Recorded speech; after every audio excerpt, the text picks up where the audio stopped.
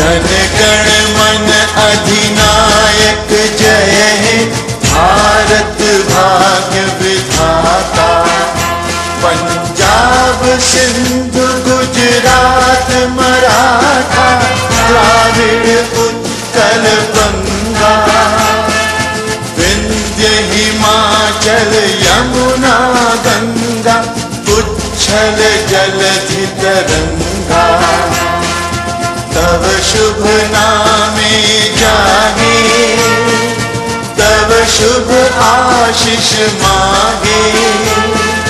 गाहे तव जय गाथा जन गण मंगल दायक जय हे भारत भाग्य विधाता। जय हे जय हे जय हे जय जय जय जय हे अधिनायक जय हे भारत भाग्य विधाता। पंजाब सिंधु गुजरात मराठा द्राविड़ उत्कल बंगा। विंध्य हिमाचल यमुना गंगा उच्छल जलधि तरंगा। तव नामे जागे तव शुभ आशीष मागे। गाहे तव जय गाथा जन गण मंगल। श्री स्वामी नारायणाय नमो नमः। श्री पूर्ण पुरुषोत्तमाय घनश्यामा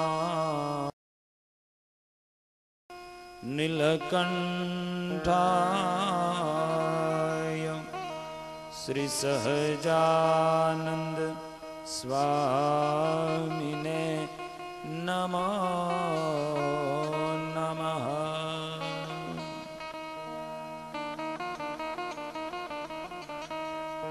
बोलो स्वामीनारायण भगवान की जय। श्री नर नारायण देव की जय। श्री राधा कृष्ण देव की जय। श्री घनश्याम महाराज की जय। श्री बालकृष्ण लाल की जय। श्री रामचंद्र भगवान की जय। श्री विघ्न विनायक देव की जय। श्री पवन सुत हनुमान की जय। ओम नमः पार्वते पतये हर हर महादेव।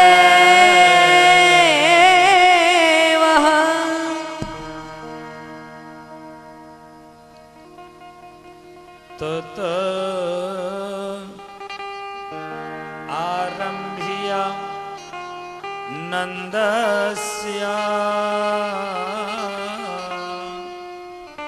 व्रज सर्व समृद्धिमा।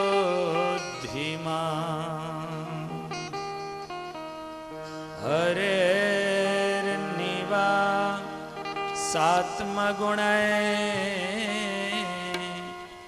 रमाक्रे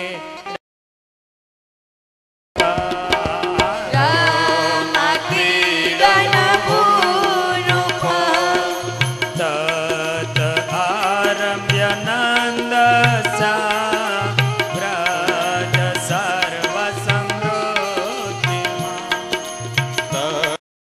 आरभ्य नन्दश व्रज सर्व समृद्धिमा। हरे नीवा सात्मगुणै रमा कृष्ण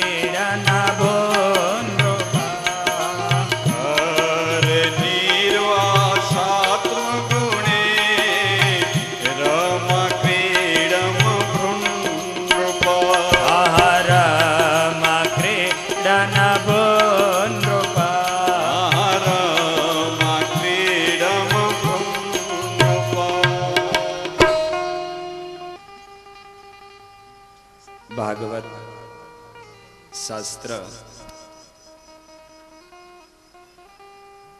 એનો 10મો સ્કંદ, એની અદ્ભુત એવી આ કથા પવિત્ર શ્રાવણ માસ એમાં ચાલી રહી છે.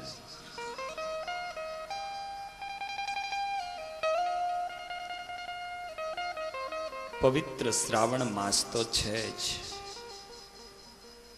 પણ પવિત્ર આજનો આ દિવસ છે,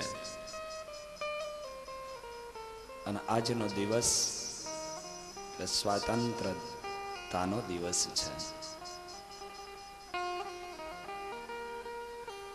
આ હિન્દુસ્તાનની ધરતી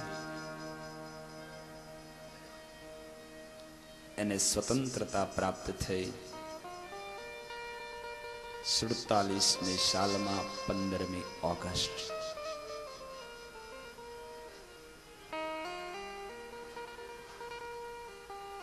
અને એ 15મી ઓગસ્ટ એટલે એક હિન્દુસ્તાનના નાગરિક નો દિન છે. શ્રાવણ માસને યાદ કરીએ તો એમ કહી શકાય કે હિન્દુ માત્ર શ્રાવણ માસને માને, એનું પૂજન કરે, એનું વંદન કરે. પણ 15મી ઓગસ્ટનો દિન અને 26મી જાન્યુઆરીનો દિન એટલે હિન્દુસ્તાનની ભૂમિ ઉપર જન્મેલી એક વ્યક્તિ એની માટેનો ગૌરવ અને ગરિમાનો એ દિન છે.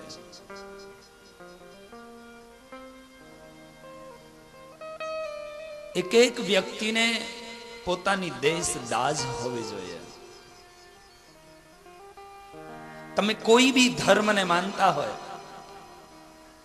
તમે કોઈ બી ધર્મને માનતા હોય, ગામમાં રહેતા હોય, શહેરમાં રહેતા હોય, તમારું ગામ પછી છે, તમારું શહેર પછી છે, તમારો ધર્મ પછી છે, પણ તમારો મહાનમાં મહાન કોઈ પહેલો જો ધર્મ હોય તો એ રાષ્ટ્ર ધર્મ છે. અને એ રાષ્ટ્ર ધર્મ એટલે પહેલી આપણને એની ખુમારી હોવી જોઈએ કે હું આ રાષ્ટ્રનો નાગરિક છું. એક વ્યક્તિને રાષ્ટ્રતા એનું અભિમાન હોવું જોઈએ.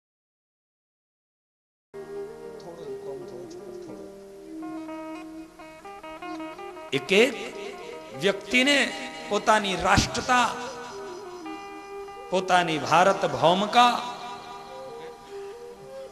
એનું અભિમાન હોવું જોઈએ. અને પહેલો એ ધર્મ છે. રાષ્ટ્ર જ નહીં હોય તમે શું કરી શકશો? તમે જ પરતંત્ર બની ગયા હશો. આપણી સ્વાયત્તા બીજા લોકોના શું કરી શકશો? તમે ગમે એવા શક્તિશાળી હશો, ગમે એવા બુદ્ધિશાળી હશો, પણ સ્વતંત્રતા જો તમારી પાસે નહીં હોય, રાષ્ટ્રની આઝાદી જો આપણી પાસે નહીં હોય, તો આપણી બુદ્ધિ પણ કામ નહીં કરી શકે, આપણી સંપત્તિ પણ કામ નહીં કરી શકે. અને એટલા માટે કહું છું કે આપણો સર્વપ્રથમ જો કોઈ પહેલો ધર્મ હોય તો એ ધર્મ રાષ્ટ્ર ધર્મ છે. એક નાગરિક એને રાષ્ટ્રીયતા, એની ગરિમા, એનું ગૌરવ હોવું જોઈએ. આજ 15મી ઓગસ્ટ છે. એક વ્યક્તિને હું આજે કહું છું કે જીવનની અંદર તમે ગમે ત્યાં હોય, ગમે એવા સંજોગોમાં હોય, પણ 2 દિવસને અવશ્ય યાદ કરજો. એક 15મી ઓગસ્ટ અને એક 26મી જાન્યુઆરી. બસ રાષ્ટ્ર દિનના દિનો છે. એ ધ્વજ વંદન કરજો, ત્યાં જજો, હાજરી આપજો. એટલા માટે આપણી ઉપર આક્રમણો થતા આવ્યા છે, થાય છે. કારણ આપણી અંદર દેશ દાજ જરૂર છે, પણ અંદર સુષુપ્ત અવસ્થામાં પડી છે. ઇઝરાયલ એક ખોબા જેવડું છે. ગુજરાત કરતા પણ કદાચ નાનું એવડું એ ઇઝરાયલ છે. તાકાત છે. ઇઝરાયલની ઉપર કોઈ આંખ પણ કરી શકે? આવડો મોટો આ હિન્દુસ્તાન દેશ છે, આવી સ્વતંત્રતા છે, છતાં કોઈ બી માણસ આવી અને કંઈ પણ કરી શકે.